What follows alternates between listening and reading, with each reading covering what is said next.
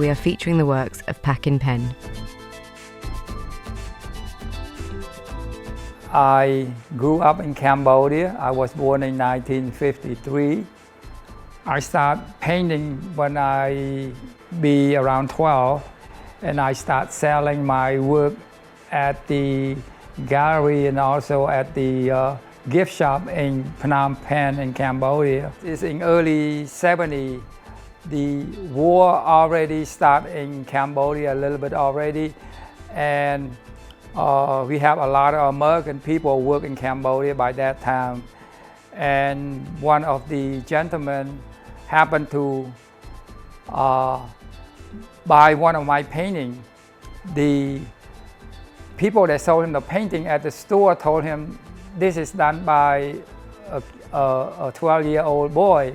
He was so happy. He tried to be friends with my family and stuff, and tried to encourage my parents to get me to come to United States to study art, and he was willing to help my parents to get me over here.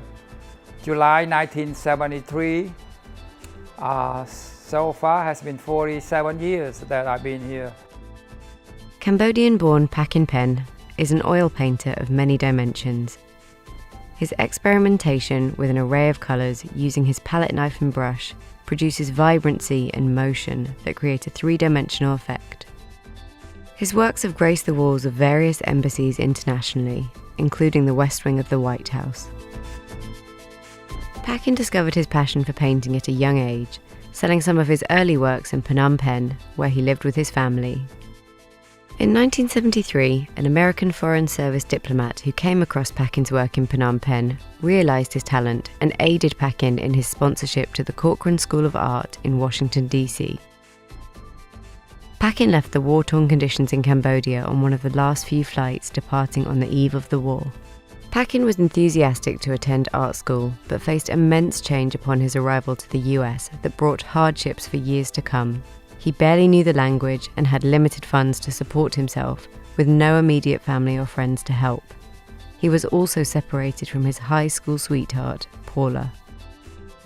During this time, Pakan's art used darker undertones reflecting the challenges he faced and what he's known for today, which is bright, vibrant paintings. After 2 years in the US, Pakan purchased a ticket to France to find his love, Paula. Finding her in France was not guaranteed, as writing letters was their main form of communication. Thankfully, the pair were successfully reunited at the airport and married shortly thereafter at a local courthouse. Pakan and Paula started their new life together in the US. Pakan obtained his citizenship, the pair purchased their first home and started a family, all while tirelessly searching refugee camps for lost family members in Cambodia. Art was Pakan's true passion, but family came first. With a heavy heart, Pakan left the Corcoran to pursue a career that would earn more money for his family. He established and managed his own construction business, starting from scratch, gaining experience by working on remodelling projects and building homes. Pakan's natural artistic ability eventually led him to architectural design on these projects, including high-valued homes of notable figures in the Washington, D.C. area. However, after encouragement from his clients, family and friends not to throw away his artistic talent, Pakan decided to retire from construction and return to art full-time in 2002. Going back to being an artist full-time was an adjustment. It had been a long stretch since Pakan had painted last, but in picking up the brush again, he reconnected back to his true calling.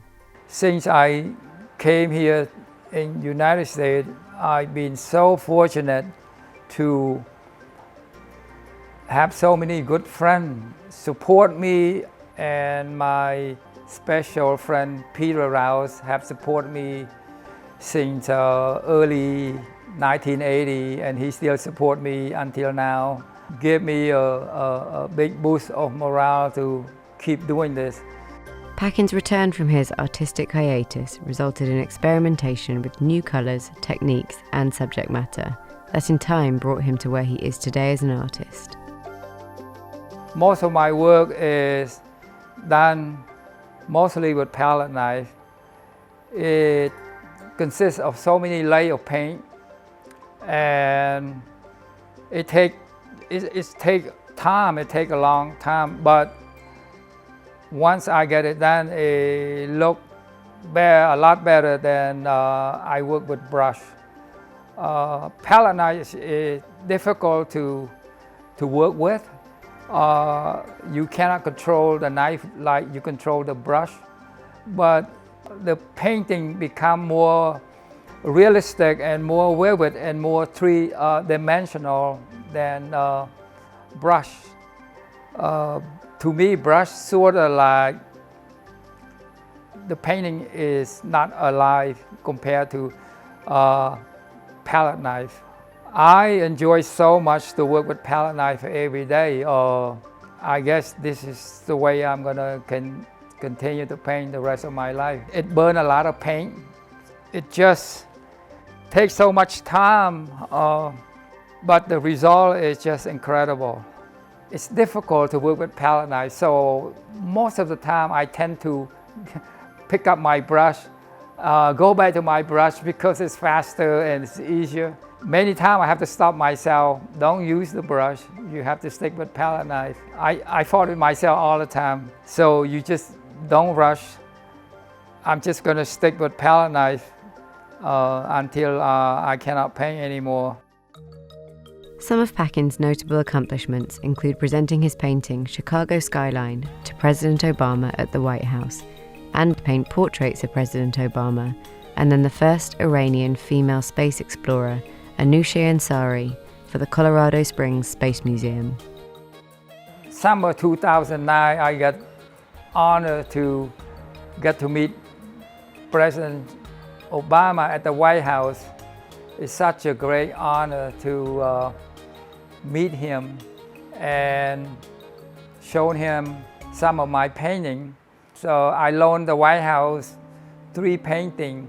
I was very honored to get a chance to have my painting displayed at the White House for the whole 8 years. My last trip, I was excited to find out that we still have the beautiful red crown crane. I spent so much time trying to capture those birds and put in my painting.